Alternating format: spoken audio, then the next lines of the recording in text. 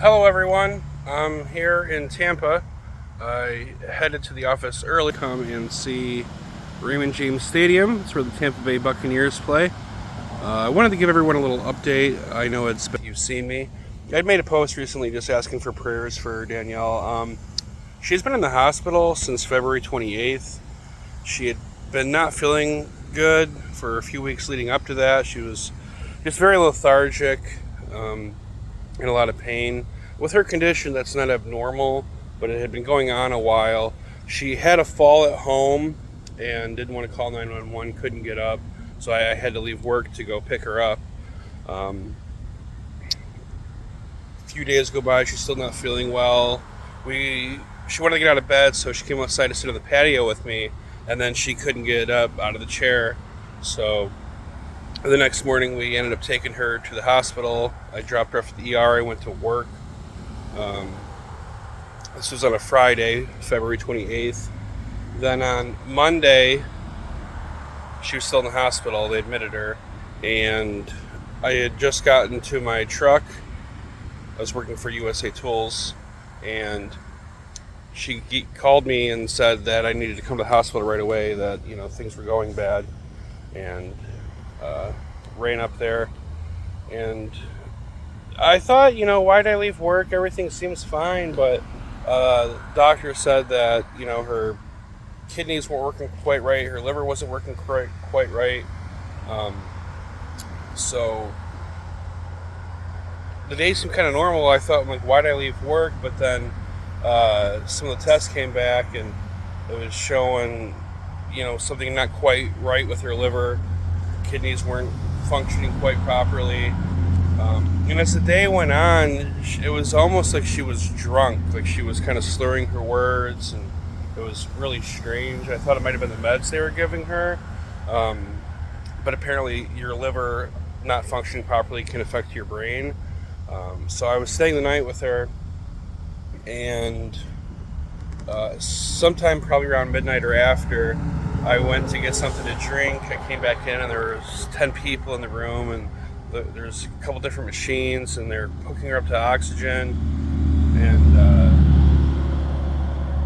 they ended up having to put her on a ventilator. They took her down to another room and down in the ICU, and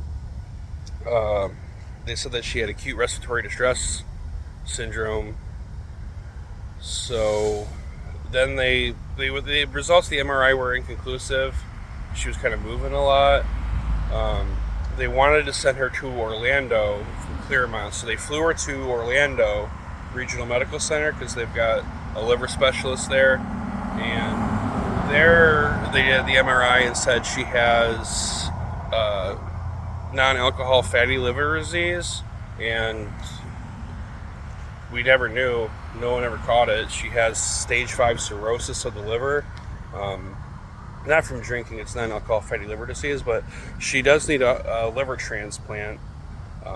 She's also currently receiving dialysis. She's since been taken off of the ventilator, but she's still unable to speak. She's not really moving. She can shrug her shoulders, and she makes some facial expressions. How much she really understands, it's hard to know. When she kind of came to the first time and was smiling and stuff, the fam believed that she was a little more with it than I did. They thought like she kind of understood, just couldn't speak. But I asked her if she was warm, and she nodded her head yes. And then right away I asked her if she was cold, and she also nodded her head yes.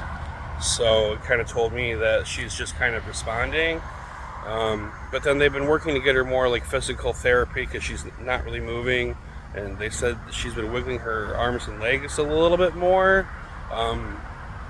She's since in Gainesville. I had the choice to send her to Orlando or another place in Gainesville, but they're like the top transplant center in the country. So I mean, it's like a 2-hour drive to go see her. But so I was working for USA Tools at the time, and Danielle was on the ventilator, and I was just with her every day. It was close by. And then they're like, just keep in touch. So I kept in touch. saw our video cut out there. My phone was dying to get back in my car. So they told me keep in touch, where I missed Monday through Friday. I talked to the boss on Friday, and I was like, she's on the ventilator, not much I can do. It's really touch and go situation, but, you know, I need to work to make money. I have to pay bills. It sucks, but I have no choice.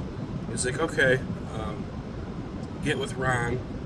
So I contact Ron. He was the guy who was covering my route while I was out. He had my truck keys and my printer and computer and everything.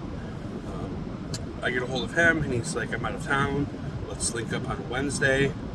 On Tuesday, I contact him, like, what's the plan? What time am I meeting? Like 3 hours later, he calls me, and he's like, listen, man. And right away, I knew what was happening. They fired me. They're like, well, we did a 90-day review. And they didn't fire me because of performance. They didn't. He said something about a manager said something. I know that's not true. Not true. I mean, legally, they can fire me because my wife's sick, and they think I might miss time because of that. I get it. They got a business to run. Just at the time, it felt very cruel. I was very happy about it, but I'm really happy they did.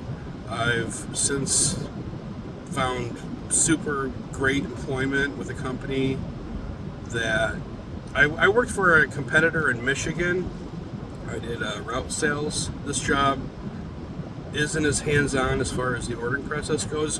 Basically, I service convenience stores. I take care of any kind of returns they might have. I can kind of assist with ordering, make suggestions on products for them to order. So I'm super happy. I got a company car. They give me a gas card I can use for personal use. So I'm able to go to Gainesville, say an hour and a half from my house, or sometimes I leave from the office when I'm here.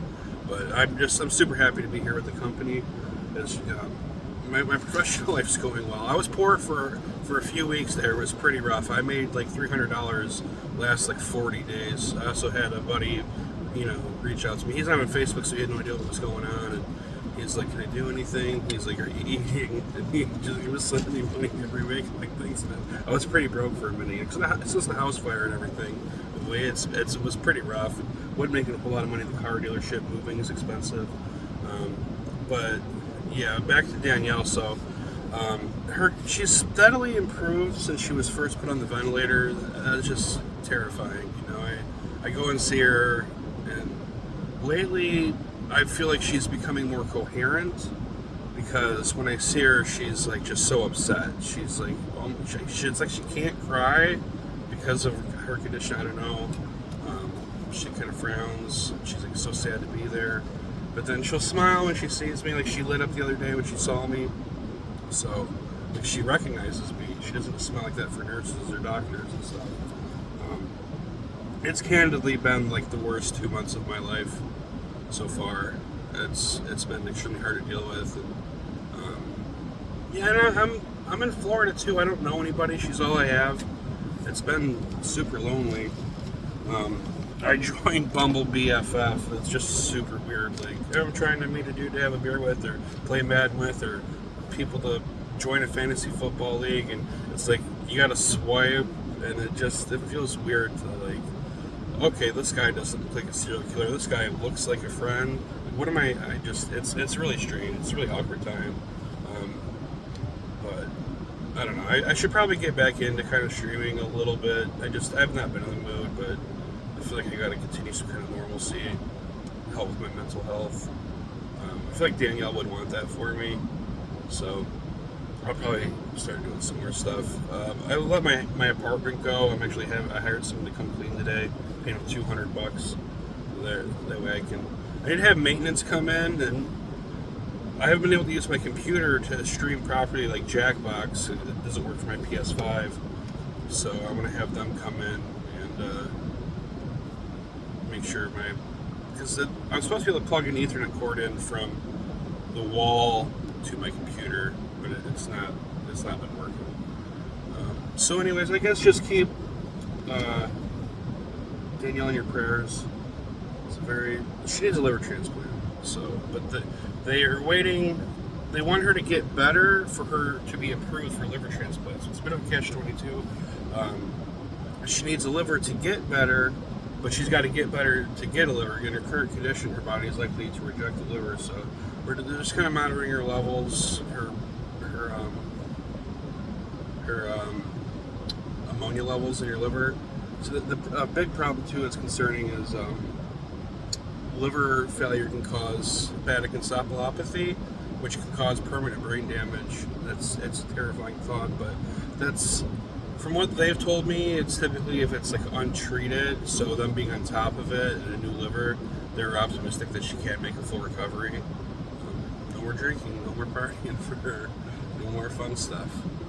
Maybe she'd rather die. I'm just kidding. I'm kidding. I gotta make humor in these kind of situations, I suppose. But just please keep her in your prayers. Yeah, I'm really lost without her. It's been terrible. It's lonely, but I wanted to give you guys an update.